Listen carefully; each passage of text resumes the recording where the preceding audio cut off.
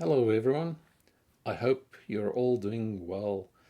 As promised, I put together a video to share the history of my cancer journey, which spans over 6 years. It's been a gradual process with small incremental steps, which is why I haven't talked about it much before. This video will be more explicit, but please be assured it won't contain any vulgar or obscene content. Before we begin, I want to emphasize that if you're not in a comfortable setting to watch this video, or if there are young ones around, it might be best to view this later when you have more privacy. If you're married, consider watching it with your spouse. The journey started late in 2017 when I noticed a change in the size of my right testicle. I consulted my GP in early 2018 and an ultrasound came back normal, but the right testicle was noticeably smaller than the left one. In late 2018, a follow-up scan revealed a small tumor around 2 mm in diameter in my right testicle. I was referred to a urologist specializing in oncology and robotic surgery. Since then, I've been regularly going for ultrasound imaging and checkups. In late 2021, the tumor suddenly grew to a diameter of around 10 mm and then 12 mm in a few weeks.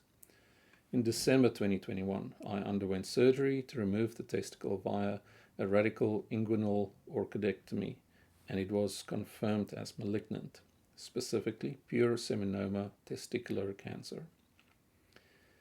A CT scan in February 2022 showed everything under control with no signs of metastasis. However, by August 2022, another scan revealed 2 enlarged lymph nodes near the aorta. A scan in December 2022 showed further enlargements. Communication from the medical facility was lacking at the time, and I had to follow up several times. Eventually, I had an appointment with a surgeon in May 2023, during which I found out the file was never transferred to oncology. Things got overwhelming at this point. I met with a nurse and a medical oncologist who recommended immediate treatment with a large dose of carboplatin due to the unchecked condition. But after discussing the matter with the consulting oncologist, it was deemed too late for this option. Instead, they proposed radiation, other chemotherapy, or robotic surgery. I requested to have another CT before making further decisions, and the oncologist agreed, also ordering additional blood tests for cancer markers. During this time, I felt very vulnerable and scared about the future. The type of cancer I have has 3 stages, and I suddenly found myself in stage 2. A few days later, I had the CT scan. Soon after, I had another appointment, and this time around, it turned out to be quite special.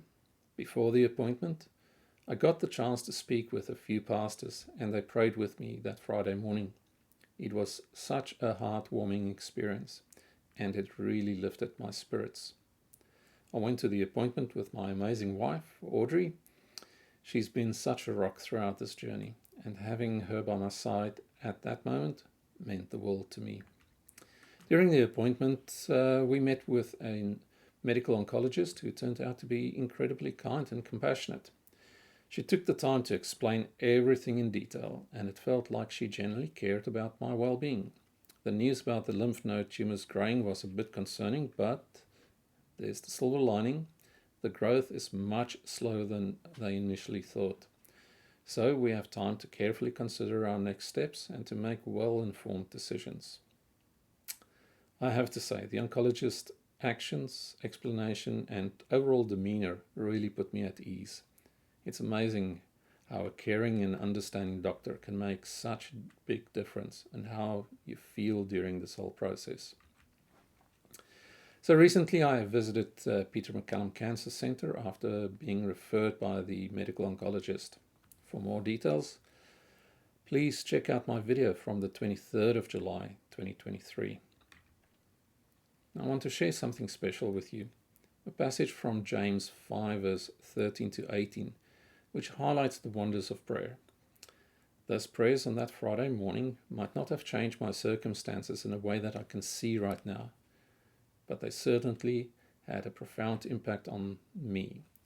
They changed the way I felt, the way I viewed the situation, and the way I approached the future. Prayer is such a wonderful thing, and it brings so much comfort and hope. It's incredible how it can lift our spirits and help us find strength in difficult times.